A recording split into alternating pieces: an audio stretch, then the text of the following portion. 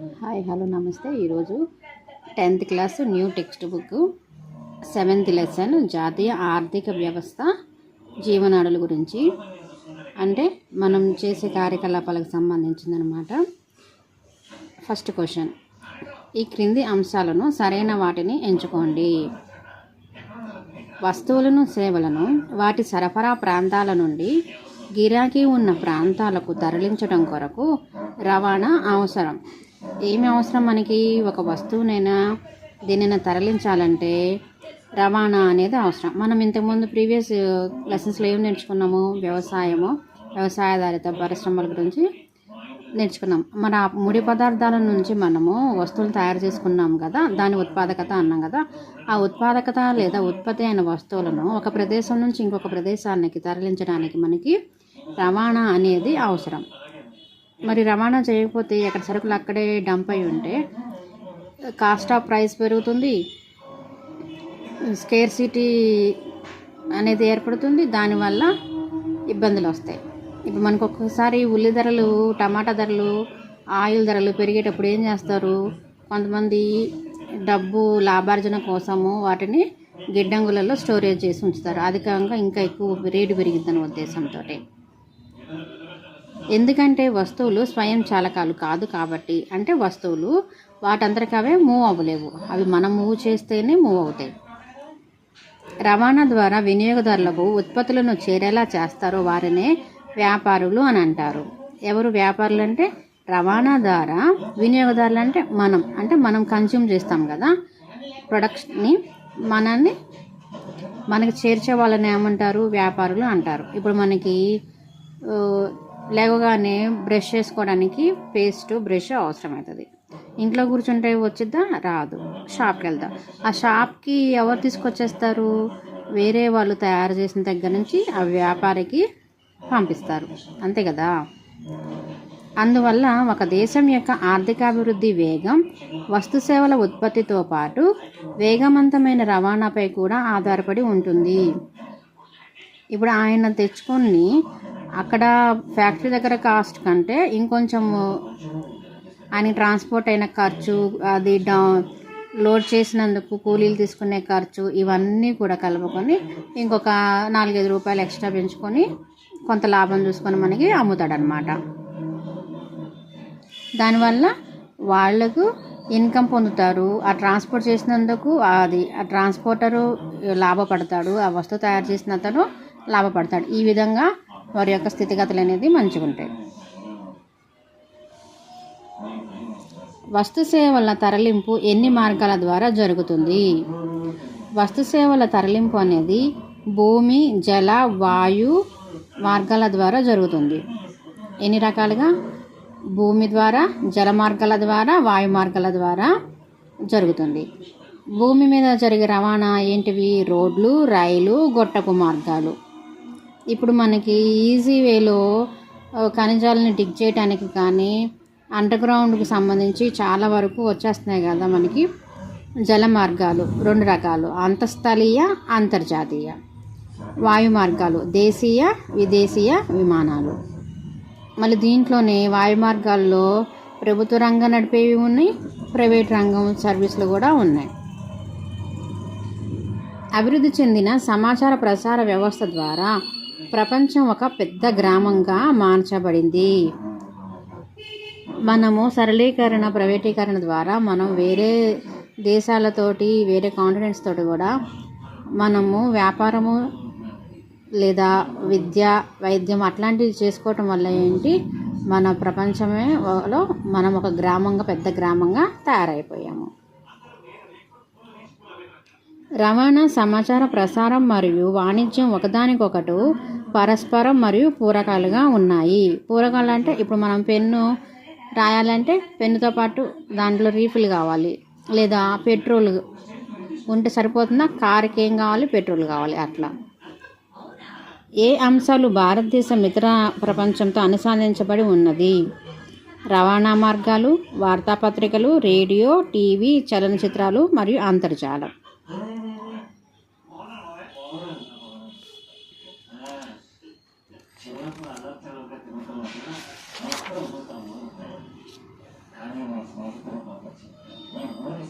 ఆర్థిక వ్యవస్థ యొక్క జీవనాడులని వీటిని పేర్కొంటాం. రవాణా, సమాచార ప్రసార సాధనాలు, నెట్వర్క్. మనకి సమాచార ప్రసార సాధనాలు ఏంటివి? టీవీ, మొబైల్, అవి నెట్వర్క్. నెక్స్ట్ క్వశ్చన్, రోడ్డు మార్గాలు. భారతదేశం ప్రపంచంలో 2వ అతిపెద్ద రహదారి వ్యవస్థను కలిగి ఉంది. ఎన్నోది? 2వది.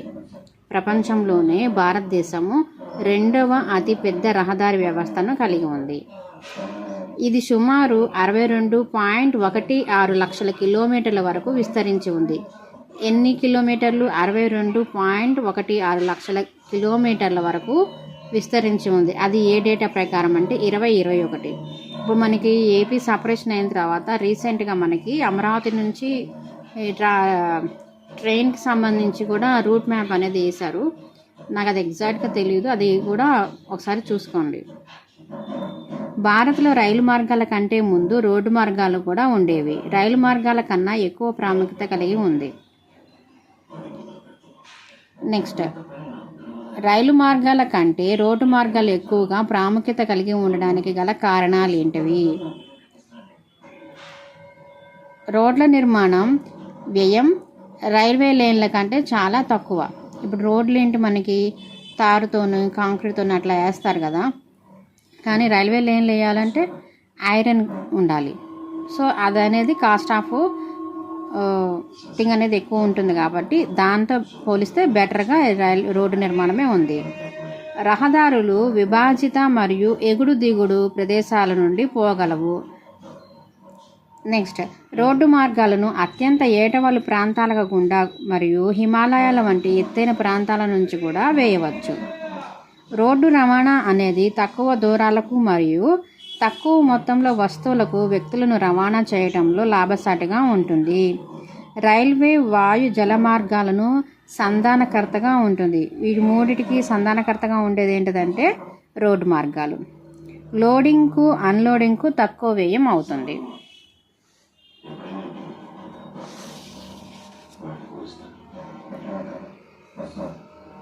నెక్స్ట్, స్వర్ణ చతుర్భుజ సూపర్ హైవేలు ఎక్కడెక్కడ ఉన్నాయి?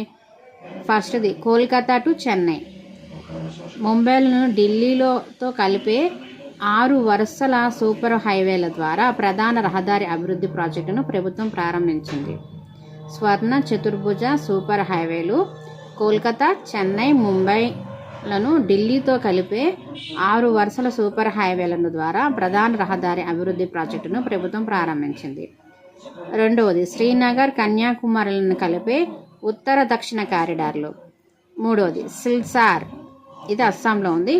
పోర్బందర్లను కలిపే తూర్పు పశ్చిమ కారిడార్లను ఈ ప్రాజెక్టు భాగంలో ఉన్నాయి.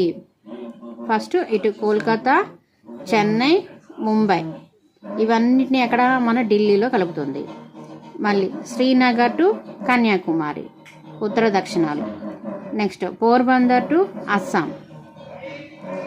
దీని యొక్క లక్ష్యం ఏంటిదంటే, స్వర్ణ చతుర్భుజ సూపర్ హైవేల యొక్క లక్ష్యం ఏంటంటే భారతదేశంలోని మెగా సిటీలను మధ్య ప్రయాణాన్ని, సమయాన్ని, దూరాన్ని తగ్గించడం. ఇప్పుడు మనకి వందే భారత్ ఎక్స్ప్రెస్ వచ్చిన తర్వాత వైజాగ్ టు విజయవాడకి చాలా టైం అనేది తగ్గిపోయింది కదా. హైదరాబాద్ నుంచి గుంటూరుకు కూడా టైం అనేది తగ్గింది. ఈ హైవే ప్రాజెక్టులు national highway authority of India అమలు చేస్తుంది. దీన్ని చూసుకునేది ఎవరు? National highway authority of India. Next జాతీయ రహదారులు. జాతీయ రహదారులు దేశంలోని సుదూర ప్రాంతాలను కలుపుతాయి. ఇవి అత్యంత ముఖ్యమైన రహదారి వ్యవస్థలు. జాతీయ రహదారులు అనేవి దేశంలోని సుదూర ప్రాంతాలను కలుపుతూ వేసే రవాణా మార్గాలు అన్నమాట. ఇవి అత్యంత ముఖ్యమైన రహదారి వ్యవస్థలు. ఇవి ఉత్తరం, దక్షిణం, తూర్పు, పశ్చిమ దిశలలో నడుస్తాయి. నెక్స్ట్ రాష్ట్ర రహదారులు. రాష్ట్ర రాజధాని వివిధ జిల్లాల ముఖ్య పట్టణాలతో కలిపే రహదారులను రాష్ట్ర రహదారులు అని అంటారు. ఇప్పుడు మనకి రాజధాని అమరావతి కదా, అమరావతి నుంచి గుంటూరు కానీ, ఇటు కృష్ణాకి కానీ, ఇటు ప్రకాశం కానీ అట్లా వివిధ జిల్లాలను కలుపుతూ వేసే రోడ్డు మార్గాలను రాష్ట్ర రహదారులు అని అంటారు. నెక్స్ట్ క్వశ్చన్, ఢిల్లీ అమృత్సర్ మధ్య గల జాతీయ రహదారి నెంబర్ ఎంతో నా కామెంట్ సెక్షన్లో కామెంట్ చేయండి. నెక్స్ట్ది, షేర్షా సూరి మార్గ్ ఏ జాతీయ రహదారి కిందకి వస్తుంది? దీని ఆన్సర్ కూడా నాకు కామెంట్ సెక్షన్లో కామెంట్ చేయండి.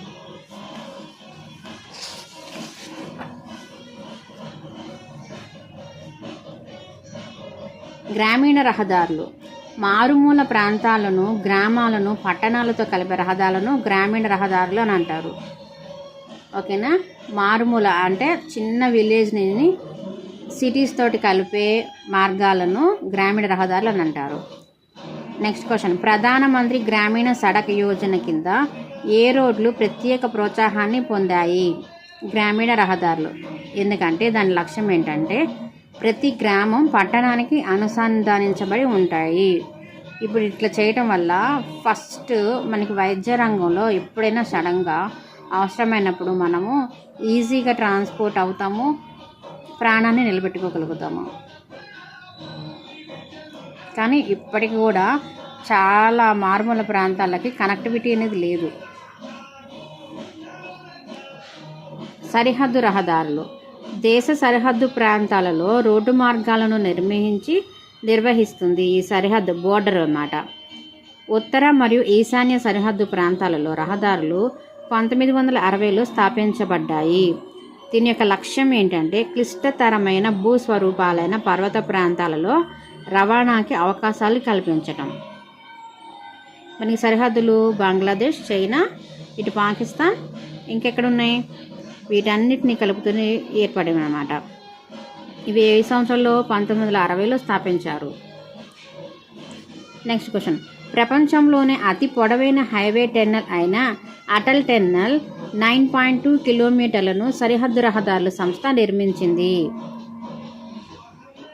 ఈ అటల్ టన్నెల్ని ఎవరు నిర్మించారు? సరిహద్దు రహదారుల సంస్థ నిర్మించింది. ఎన్ని కిలోమీటర్లు? 9.2 కిలోమీటర్స్.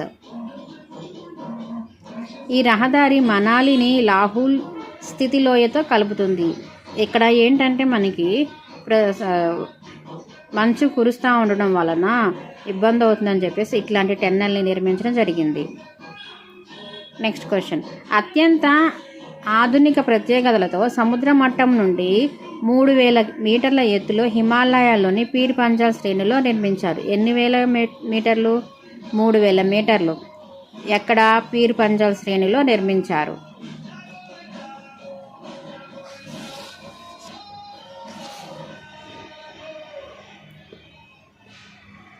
రోడ్లను వాటి నిర్మాణానికి వాడే పదార్థాలు ఏవి? మెటల్డ్, అన్మెటల్డ్. మెటల్డ్ అంటే సిమెంటు, కాంక్రీటు, తారు. ఇవి కొద్ది ప్రాంతాలకే పరిమితమయ్యాయి మెటల్డ్ రోడ్లు అనేవి.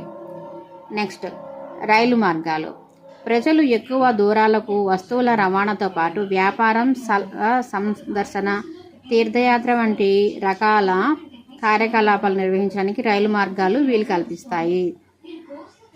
150 సంవత్సరాలకు పైగా దేశ సమగ్రతను పెంపొందిస్తున్నాయి. పరిశ్రమలు వ్యవసాయ అభివృద్ధికి వేగవంతం చేస్తున్నాయి. నెక్స్ట్, ద ఇండియన్ రైల్వేస్ దేశంలోనే అతిపెద్ద ప్రభుత్వ రంగ సంస్థ. మనకి ఇక్కడ దక్షిణ మధ్య రైల్వే నడుస్తుంది కదా. మొదటి రైలు 1853లో ఆవిరి ఇంజన్తో తయారై ముంబై నుండి తానే వరకు 34 కిలోమీటర్ల దూరం ప్రయాణించింది. ఏ ఇయర్లో? 1853లో. ఎక్కడి నుంచి అక్కడికి? ముంబై టు తానే. ఎన్ని కిలోమీటర్స్? 34. ఇది ఏ ఇంజన్ అంటే ఆవిరితో నడిచే ఇంజను. 16 జోన్లుగా పునర్వ్యవస్థీకరించారు అన్నమాట ఇండియన్ రైల్వేలని. ఇదేమైనా డేటా మారితే చూడండి. ఎక్కడ రైల్వే లైన్ల నిర్మాణానికి ప్రతికూలంగా ఉన్నాయి? హిమాలయ పర్వత ప్రాంతాల్లో. నెక్స్ట్ క్వశ్చన్, సొరంగాల రైల్వే లైను ద్వీపకల్ప ప్రాంత కనుమలులో మనం చూడొచ్చు. నదుల రైల్వే లైన్ల వంతెనలో కూడా చూడొచ్చు. నెక్స్ట్ క్వశ్చన్, ఎక్కడ రైల్వే లైన్లు నిర్మించడం కష్టతరము? రాజస్థాన్లోని ఇసుక మైదానము, గుజరాత్లోని చిత్తడి నేలలు. రాజస్థాన్లోని ఇసుక మైదానంలో, గుజరాత్లోని చిత్తడి నేలల్లో రైల్వే లైన్లు నిర్మించడం అనేది కష్టతరంగా ఉందంట.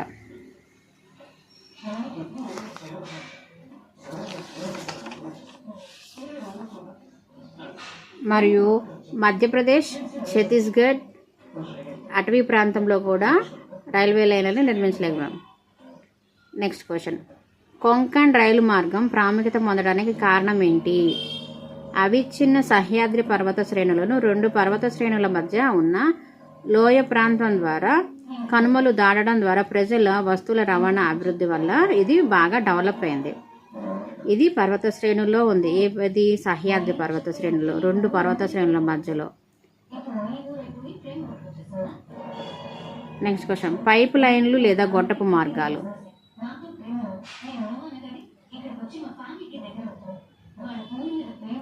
కొత్తగా చేర్చబడిన రవాణా వ్యవస్థ ఈ గొట్టపు మార్గాల ద్వారా నిర్మించే రవాణా వ్యవస్థ. మొదట్లో నీటిని తరలించడానికి ఉపయోగించగా ప్రస్తుతం ముడి చమురు, పెట్రోలియం ఉత్పత్తులు, సహజ వాయువులను చమురు శుద్ధి కేంద్రాలకు, ఎరువుల కర్మాగారాలకు, తాప విద్యుత్ కేంద్రాలను రవాణా చేయడానికి ఉపయోగిస్తున్నారు. వేటికి యూజ్ చేస్తున్నారంటే ముడి చమురు, పెట్రోలియం ఉత్పత్తులు, సహజ వాయువులు, చమురు శుద్ధి కేంద్రాలు, ఎరువుల కర్మాగారాలకు, తాప విద్యుత్ కేంద్రాలకు రవాణా చేయడానికి ఉపయోగిస్తున్నారు. బటౌని, మధుర, పానిపట్ వంటి చమురు శుద్ధి మరియు గ్యాస్ ఆధారిత ఎరువుల కర్మాగారాల వంటి లోతట్టు ప్రాంతాలకు గొట్టపు మార్గాల ద్వారానే సరఫరా చేస్తున్నారు.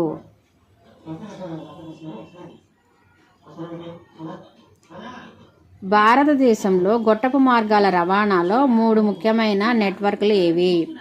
ఫస్ట్ది అస్సాం చమురు క్షేత్రం, గుజరాత్లోని సలయా, తర్వాత హజీరా, విజయపూర్.